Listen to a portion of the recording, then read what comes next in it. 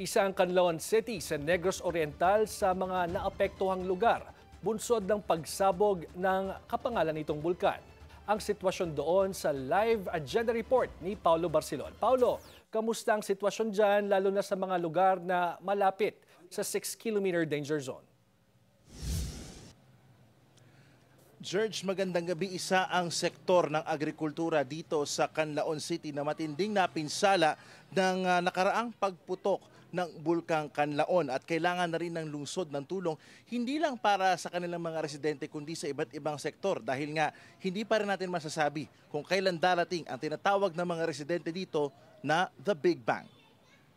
Isa lamang si Wilboy sa mga magsasakang nagtatanim sa paligid ng Canlaon Volcano. Binisita niya sandali ang kanyang mga halaman, lalo't pwede na ulit dumalaw mula alas 6 ng umaga hanggang alas 4 ng hapon. Aminado siyang hindi madaling makakabangon, lalo't napinsala ang taniman niya nung pumutok ang bulkan noong Mayo 13. Ubos. Naubos? Bakit, sir?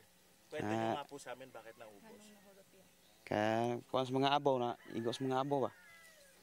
Ngayon katong abo nga ito, maong ito yung makakaroon itong kapatay sa tanom.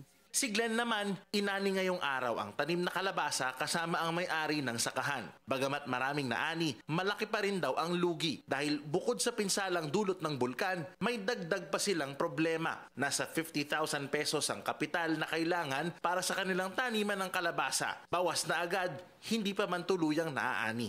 Sana makauwi na kami this month or next month para mag-focus namin yung sarili namin sa pagpa-farm namin dahil kahit 6 PM pa nga sir or 7 nandun pa kami sa farm. Kaya hindi katulad hindi kagaya ngayon na minsan 4 to 5 nandun na kami sa evacuation sir eh. So hindi nyo na nababantayan halos? Hindi na sir. Minsan pa nga ninanakaw yung namin gulay. Ilan lamang ito sa mga taniman na nandito sa paligid ng Bulkang Canlaon sa 6-kilometer danger zone na sakop ng Canlaon City. Ayon sa datos ng City Public Information Office, nasa mahigit 28 milyong piso ang naging pinsala ng May 13 eruption ng Canlaon sa sektor ng agrikultura. Sa mga evacuation center naman, gaya ng Macario Española Elementary School, nananatili pa rin ang evacuees halos 6 na buwan matapos ang December eruption ng bulkan. Ang mga gaya ni Era May, na ang anak ay may iniinda pang sakit, na sanay nang tumira sa eskwelahan. Naninibago man sa kanilang buhay sa bundok, mabuti na raw ito para na rin sa kanilang kaligtasan. Mayroon talaga akong paniniwala na hindi kami pababayaan ng Diyos. And then ito ay temporary lamang, hindi ito pangmatagalan. Alam ko na basta may paniniwala ka lang sa Diyos, kahit anong problema or pagsubok na dumating, hindi yan ibibigay ng Diyos sa iyo kung hindi mo kakayanan. Ayon sa city disaster officials, sapat naman ang supply ng relief goods at hygiene kits para sa lampas 2,500 na evacuee ng lungsod. Pero aminado ang LGU na ubos na ang kanilang quick response fund.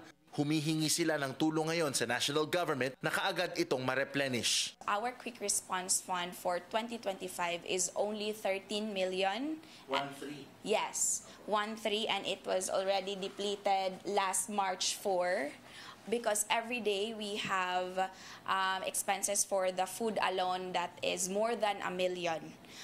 Kasi hindi lang kami nagre-rely sa food packs ng DSWD, but we also provide different ingredients for the IDPs. Nangangailangan din ng tulong ang lungsod para mapunan ng kailangan ng kanilang mga bakwit tulad ng mga sleeping kit, folding bed, unan, kumot, dagdag na water tank, solar lights, tents na paglalagyan ng gamit, mga ventilador at maging dagdag na mga pagkain, tubig at gamot. Pero habang wala pa ang The Big Bang, dalangin ng mga residente sa paligid ng Canlaon ang kaligtasan, lalo't hindi pa masasabi kung kailan muli puputok ang bulkan.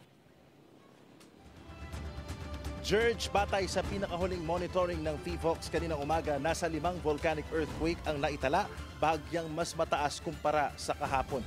Tuloy-tuloy pa rin naman ang pagbabantay ng mga otoridad upang masiguro ang kaligtasan ng mga residente. At yan muna ang latest mula rito sa Negros Oriental. Balik sa imo, George. Well, Paulo, na-mention mo nga ang kailangan pa ng tulong ng mga tao dyan. Para sa mga nanonood sa atin, saan kaya nila pwedeng ipadala yung mga hinihingi nilang relief goods at hygiene kits?